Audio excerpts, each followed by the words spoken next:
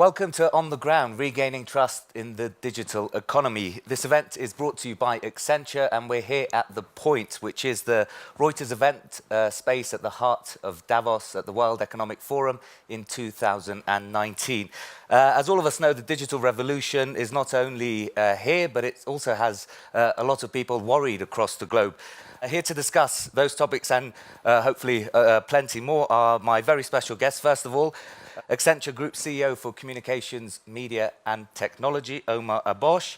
Thank you, Omar. And also Dirk, Carsten, Hoke, the CEO of Airbus Defence and Space.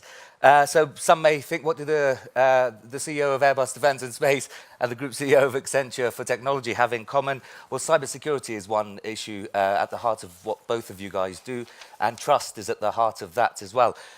But also technology, cybersecurity, a big theme here at the World Economic Forum in 2019. Let's start off with you, Omar. What have been the key themes for you this year? So picking out two or three themes. One is actually, I think a lot of business leaders are saying, in the absence of politicians playing a role on some big societal issues, business leaders have to step forward and lead. So that's one topic that I've heard a lot about. The second one, obviously people have talked about the emerging and increasing strategic competition between some of the great powers and asking the question about what does that mean for countries like Europe, Japan, Latin America. And then thirdly, still a tremendous amount of optimism about the incredible amount of good that modern innovation, modern technology can bring to business, to consumers, to society, but tinged with this question of how to do that and retain trust and not compromise on the trust issue. Dirk? No, it's a lot about the uncertainty, the volatility that we see in our world. Of course, a lot of people are afraid of it and trying to look for answers. So there are a lot of discussion around it. And then, of course, if we look at trust-based leadership, how to lead and guide your teams through these kind of difficult situations and times, this is a big question that comes along. And one issue that you both touched upon there is the fact that several world leaders are missing from Davos here this year. US President Donald Trump, the world's largest economy, second largest economy, President Xi Jinping also missing here. The fact that they're not here, has that given you business leaders an opportunity? I mean, obviously, when political leaders are deciding not to be in this environment, they're focused on questions in their own country that they need to address. It has meant, obviously, that the business community, who mainly are here, engaging and saying, okay, what does that mean? What do these big trends mean? Some of the uncertainty that Dirk referred to. And therefore, what must we do about it? And I think there is a singular thread coming through that this idea that a chief executive is focused solely on making profit is probably not an adequate description of the job description going forward. And that there are other roles that have to fulfill with regard to these bigger societal issues. So what else are you interested in aside from profit then, Dirk? No, first of all, it's also, of course, we have a corporate social responsibility. We look at sustainable solutions for the future. This affects all areas of our work. Be it is an Airbus commercial, create sustainable means of transportation, but also in defense and space, where we look at new solutions in space exploration, how to make communication more efficient, Earth observation that give us more knowledge about our world. We do climate change monitoring and many other topics that are important that have a relevance for the discussion here as well. And to bring it back to trust, the fact that some world leaders are missing is partly down to this rise in populism we've seen around the world. The rise in populism, people don't trust their governments, a lot of them. They don't trust big business, that's for sure. There's clearly a trust deficit around the world nowadays, isn't there? But can we change that, do you think? We have to. I think it's about being authentic and also addressing the questions, taking it serious, because the concerns are there. And if we avoid to answer them seriously, also in areas where we don't have an answer, to say that we don't have an answer, then we lose trust. And I think our whole society is built on trust. And if we lose that, we will face difficulties on the way forward, especially if we want to go forward along the leapfrogging of technologies, as we see now with the digital transformation. People are scared by using, a lot of people using a lot of buzzwords, and the people feel left out. And we'll talk more about that. I just wanted to get your thoughts on that question, Omar. We've seen populism throughout history before. This modern form of populism, is it going to dissipate, or is it here to stay, do you think? I'm not a crystal ball. I mean, I think the data that looks at the condition of humanity overall basically says that humans have never been better off. But the reality is, of course, some people feel that the hard pinch of income or wealth inequality, people see substitution of jobs by technology, people question the exact underlying philosophy of shareholder capitalism the way we know it today, environmental degradation. There are many real genuine issues that business leaders have to grapple with. I think the role of businesses, though, is to come up with solutions, to come up with answers and engage people in ways where they're genuinely listening to what the concerns are, but tackling them head on and not shying away from the ones where their brand and their business has legitimacy, obviously not straying far afield, but areas where they can influence. And I mean, you'd have a particularly unique perspective on this because you've been with Accenture for several decades, looking at technology through the growth of the internet, for example. Dirk made a good point there that normal people are scared of these buzzwords: AI, automation, robotics, IoT. They do great at conferences like this, but for ordinary people, they're scary. Can we make them less scary? Sure. I mean, I'll remind you, if you go back just, say, 20 years, people were nervous to put their credit card details into a website. Today, everyone puts their credit card details into a website, and e-commerce has taken off. And I think most people would say that's been a huge increase in convenience for consumers, for shoppers. So the question is in a world where every new technology in human history has side effects. So when we had the ship, we got the shipwreck. When you have an airplane, you get the airplane crash. Of course, the internet brings with it cybersecurity and cybercriminality risks. The question is, do the benefits outweigh the costs? And in all of our history today, the answer is massively so. The benefits are vastly ahead of the costs. But we need to not be blind to the negatives. We need to take them head on and deal with them in a way that we know that we can.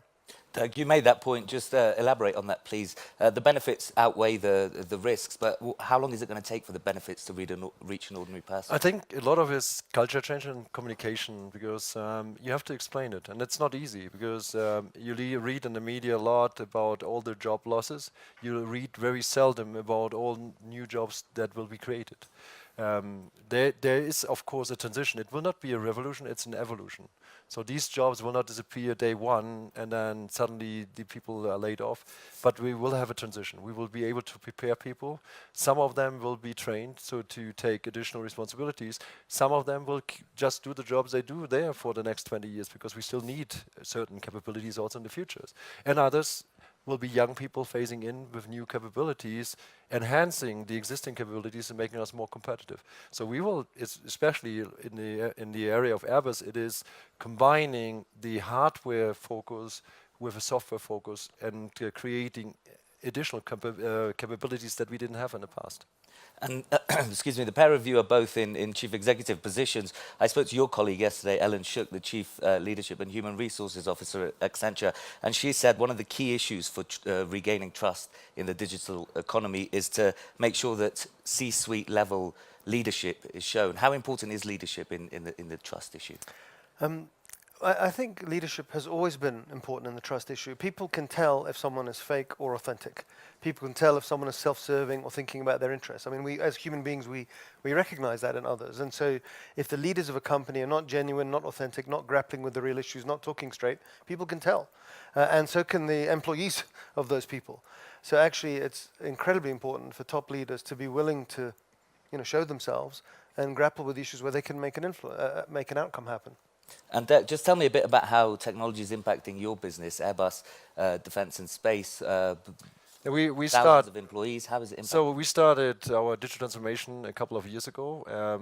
It's an initiative that we call Quantum, where we look at different activities in parallel. It is not just the implementation of tools, digital tools. It is much more. So if we started with a culture change, we call it a value journey, where we really integrate into our daily life value-based leadership. We asked our people about the values that are important for them. We asked them also to describe what behaviors they expect from themselves, from their colleagues, from their managers, in order to demonstrate these values. And these are now implemented. Why is this important?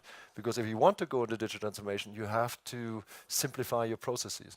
If you work on the old processes of the past and you then digitalize them, you will not see a great improvement. But if you really step down and look into the details, simplifying your processes based on a value-based leadership system, not having 50 signatures on every document, but reducing it to 5 that must be on that in order to, on one hand side, ensure control, but also be efficient in implementing your workflow. So this is what we do. We do the culture change, the leadership, the value-based leadership. We do the simplifying of the processes, and then we will implement the digital tools in order to have an integrated data stream that enables us to be much more efficient and effective. And let me just bring the conversation back to cybersecurity, because for ordinary people, that's probably the biggest concern they have around trust and the internet in particular. Cybersecurity impacts people all across the world. We've seen in headlines over the past year or so, whether it's elections being allegedly affected or impacted, whether it's the hacking of politicians' emails.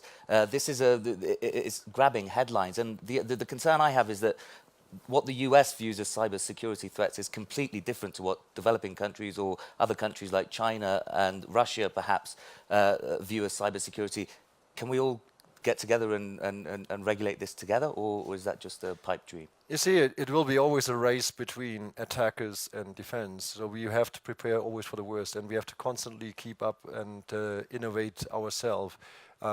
If we cannot ensure that we keep up technology on cybersecurity, we will not be able to develop the new technologies. We will not be able to benefit from new technologies, because if there's not a trust, no one will use them. So especially now, as we creating more and more data, people are afraid how these data are used. We have to ensure that everyone knows how data is used, how they are protected, where they're stored, and how they're processed.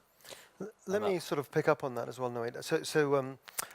In this research that we've just launched around securing the digital economy, we spoke to 1,700 C-level executives from companies around the world, many different industries. And the conclusion is as follows. If you go back 10 years, less than a quarter of companies use the internet for their core business operations. Today, 100% of companies use the internet for their core business operations, and a good 68% of the leaders expect that to increase. But their confidence about fully securing the internet is not as high as it should be. It's about 30%. And yet, the value that they see from leveraging all of this modern innovation, modern technology, you mentioned artificial intelligence, Internet of Things, is enormous. It's in the trillions of dollars, $5.2 trillion over 5 years. So there's a lot at stake to make it work. And it turns out actually that we humans across the planet have a lot in common. About 90% of the malicious activity on the internet is criminal. And in other words, if someone wants to steal money out of a bank, they can steal it out of a Chinese or Russian bank as well as an American bank. And so actually the Chinese, Russians, Americans, Europeans, whoever, have a common vested interest to come together to tackle these issues. And in fact, here at the World Economic Forum, we've established the Cyber Security Center with nations and companies from across all the countries you mentioned coming together to deal with some of these issues in a way to be on the front foot, to help indeed increase the security on the internet, to help increase trust. And just to pick up on that point, countries have a vested interest in getting cybersecurity right, but what we're seeing in practice is senior executives of certain countries, companies being arrested, or countries blaming each other. What would you like to see? How do we get together? Should there be a multilateral regulator? How do we do it, Dirk? That's difficult, but I think, well, first of all, we should be aware and we should invest more in cybersecurity. A lot of CEOs and also, of course, governments still underestimate the real threat that is already there. For example, we can count in one SOC alone, we count 1.5 billion attacks in a month, incidents in a month. So it has developed exponentially, and a lot of people still underestimate the impact. And a lot of people don't recognize when they are already hacked for a long time until they recognize that they have a problem. So I think the awareness is still, despite all the talking about it, is still very low, and also the investments going into that area are still comparable, small to compared to the threats that we're really facing. Omar, you mentioned $5.2 trillion. That's how much the global economy is going to lose in the next decade as a result of cybersecurity and cybercrime. What's the point of fighting it then? How do we fight it? How do businesses regain trust? Well, actually, the mitigations are very well known. It's just a bit complicated to put into practice. And so what we're saying is that this issue is so big and so important that it's a CEO level issue, it's a board level issue. And what we're recommending to CEOs is to essentially do things in 3 areas. One around governance, one around business architecture, and one around technology. So for example, on governance, this is about elevating fundamentally the collaboration between one business and another in industries and across industries, for example, to share threat intelligence. the early warning system of some new malicious activity on the internet, rapidly spreading it across law enforcement agencies and businesses and communities that come together. That's something we can do right now. From a business architecture point of view, it's about elevating the importance of security in a company, not looking at it only as an enterprise risk, but across the entire operations of a company, all the third parties in its supply chain, and a common framework for security there, just as important as the financial management of the business. And then from a technology point of view, the internet was designed in an era where no one would have conceived the uses it's being put to today. And it was never designed for security. It was designed for redundancy against things like a bomb or a nuclear attack. And so its underlying protocols need to be upgraded. And again, the technology community know exactly what those are, and CEOs need to push to help make that happen with the internet standard bodies and the internet service providers. And Dirk, just to come to you, one of the concerns with those sorts of solutions that Omar was just mentioning is that they're not transferable across sectors. Your company is a great example. The nature of what you do is fairly opaque, and a lot of your work is up at 30,000 feet in the sky. How do you combat cybersecurity, especially when you're offering solutions to governments? No, first of all, for the governments, we have, of course, based on their needs, we have a specific software and specialists that address their needs.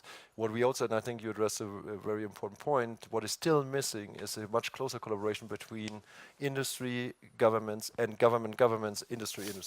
As you just, threat sharing is we offer that a lot. It's not really happening. It would be very easy to adapt and implement, and we would at least benefit from threat analysis on a larger scale, and would be able to react much faster than we have been able so far.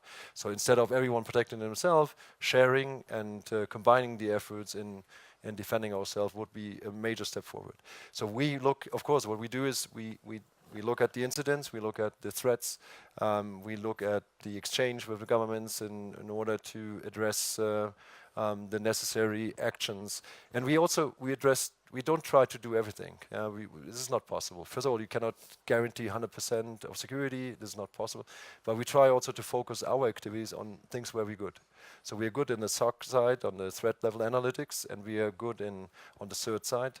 We're not good in IT, cybersecurity. There are other companies much better. So we also partner with other companies in order to use the best of the breed in specific areas. And I just wanted to get some insight from you. You obviously work closely with governments across the world. You do hardware as well as software solutions. When you talk to these governments, when they're worried about their defense spending, you mentioned defense, what do you say to them? A mixture of two, 50-50, or should the focus going forward be cybersecurity? No, cybersecurity is 50-50 of the defense would be major.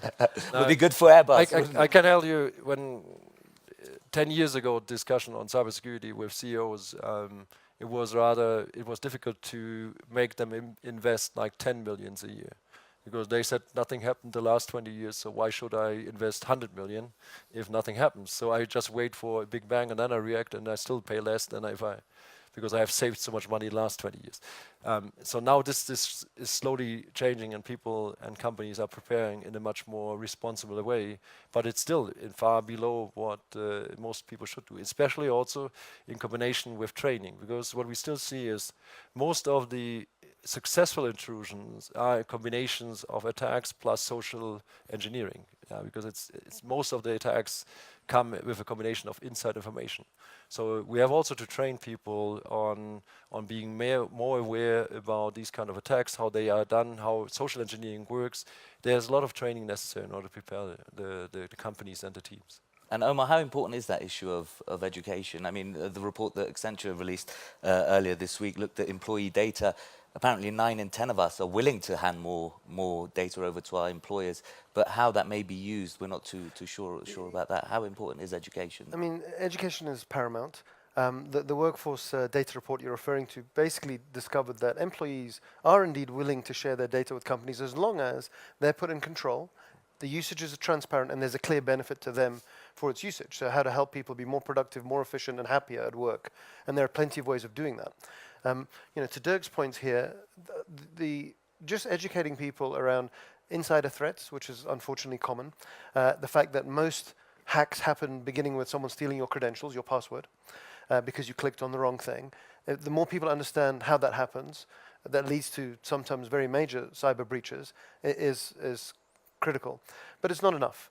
So, for example, we insist that pilots are trained before they fly airplanes, or surgeons are trained before they operate, but we don't insist that the people who put software in planes or put software in pacemakers and medical equipment pass a certain level of certification. Those are things where you can build security by design in the products that we create today to help secure the world economy, the digital economy. And you also have to, what a lot of companies still underestimate is to integrate the supply chain. Because at the end, the attack goes where the weakest chain member is. And Absolutely. very often this is the supply chain. So you do all the precautions and someone enters through the sub-supplier. Exactly. So you have to prepare it also to really certify your whole supply chain. Yeah, in fact, this research showed that 80% of the executives said that the hardest thing that they find to secure is third parties operating on their network in one way or another. And again, if you think about going back to the retail industry a couple of decades ago, people were saying, how do I protect my supply chain from, for example, running sweatshop type facilities that I don't agree with? So that kind of logic that says I need to reach back into my supply chain and demand a certain standard, for example, around cyber, is something that I'm sure we're going to see a lot more of in the coming years. And to pick up on that, there's been this explosion of data, whether it's in our personal lives or in the corporate world or indeed in the public sector as well. Data is going to be, according to many analysts and experts in the industry, the key resource of the 21st century. How do we ensure we're going to protect that data? Now, first, I think, as Omar explained, by being aware that data is something important that you need to protect. First of all, that you should be in control. You should know where your data is stored, how it's processed, but you also have to have the awareness about the importance of your data. And if we start there, I think that would be already a major step forward. Then, of course, it's the responsibility of companies and governments to provide the necessary tools and protection in order to make sure that once your data is processed, you're still in control, that you still know where the data is used and how it's used. And today, with artificial intelligence, we see such a fast development of algorithms that can influence videos, photos, data. So it will be more and more important to guarantee that data that is sent is exactly the data that is received. So there will be a lot of new also application where you have to guarantee that the data that you use was the original sent data.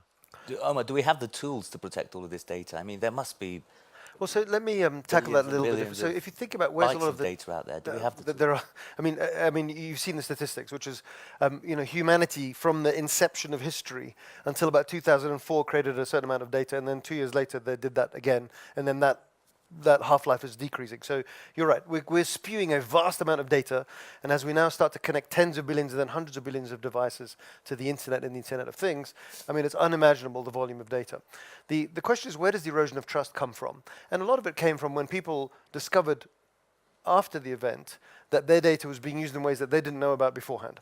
And so I think you will find that, go forward a couple of years, not very far from now, it'll be standard that companies will expose to their customers when they're taking data, what data they have, what it's being used for, and try and put customers in control of the decisions about the usage of their data. And as per the workers' information you referred to earlier, as long as the customer views it as a benefit to them, that'll be used, that I think will be okay. But it means that people have to rethink how we design data, how we design software. As you say, storage and retrieval, all those things will be done in a more sophisticated way going forward to ultimately put the end consumer's interest at the heart of it. It is one way of doing it to have more legislation. For example, GDPR that came into European companies last year. You get the pop-up now, tons of information. If we're entirely honest, most of us just click accept. Is that the way to do it, or not? Is it actually going to work, legislation, Omar? I mean, you've just answered your question.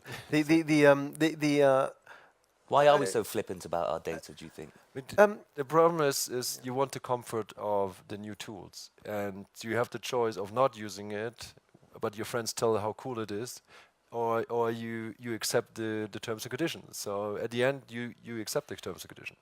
And I can only tell for my kids, they don't read these things, even less than us. So this is exactly one of the problems. That's back to the weakest link in your network. It's your kid playing Fortnite that's letting that people in. But the thing to think about on data governance and these topics, I mean, when regulators try and get extremely specific on a rules-based approach to say, for that tablet, these are the rules. For this network endpoint, these are the rules. You end up creating rules that are rapidly superseded by the next wave of innovation. When the regulation, in fact, are principle-based, so for example, they say, listen, for online banking, all apps should have two-factor authentication. That's it. Actually, you will make banking much more secure. So, we encourage businesses and regulators to think hard about the underlying principles rather than nitty-gritty rules that can easily be circumvented after a short period of time. And just to look at the issue of data and security, well, I've sat through quite a few sessions here this week on artificial intelligence, automation, and things like that. The one thing that keeps churning in my head is the essence of software is that it can never fully be secure, can it? Well, there is let me try and explain a little bit. In one of the things that makes software difficult is we ask software to do something for us in natural language, like English or Chinese. Code is not a natural language. It's a highly structured, programmatic, logical set of methods. Bugs in programs emerge from the translation of natural language into code. So actually, there are indeed new formats of programming that people play with, model-based programming, to try and circumvent that entirely. But the thing is you'll never probably eradicate bugs out of code. The issue is if there's a bad person, a bad actor, a criminal, behind every hack is a bad actor. And so that's like saying, in a way, can I get rid of all the criminals in the world? And so, of course, you can make their lives much harder. Education is a way of making things much harder. You can increase the cost of a hack. Today, it's super cheap. As Dirk was saying, when you have billions of hacks happening or intrusions, national grid, call centers being, attempted intrusions in the hundreds of thousands per day, that's because it's cheap. So we can make it much more expensive for the bad people by sharing information, by educating, by collaborating, all the things that we've talked about. We're sat here amongst business leaders. Omar, it's been obviously a big week for Accenture. What would your key message be to global leaders and business leaders here? That trust is the ultimate currency in the digital economy. There's no doubt amongst C-level executives that the digital economy has an amazing amount of value creation potential for consumers, for citizens, for patients, for businesses, and for the wider society. But it's put at risk if we erode trust.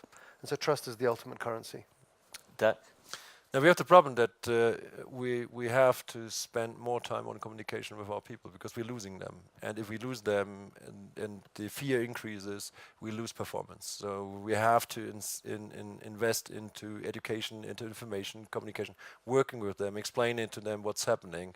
Because if we don't do, we will see that we will fail on the digital transformation and we will fail also on our people. And this cannot happen.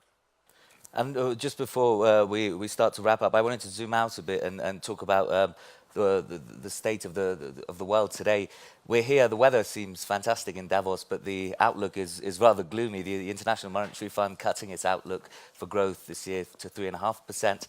It cited several main challenges. The United States, the Chinese slowdown, Brexit on the horizon. What do you make of the global challenges we're facing, Dirk?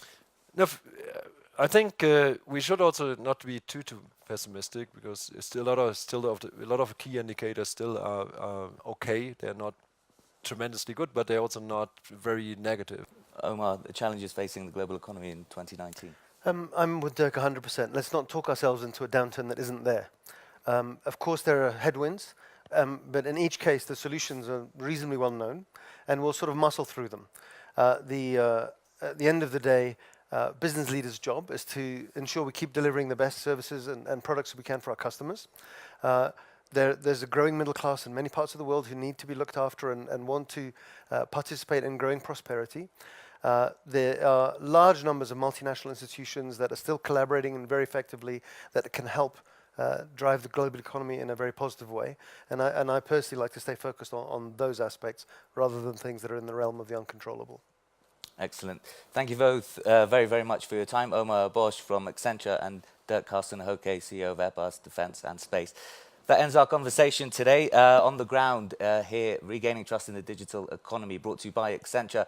Thank you very much for joining us. Thank you both.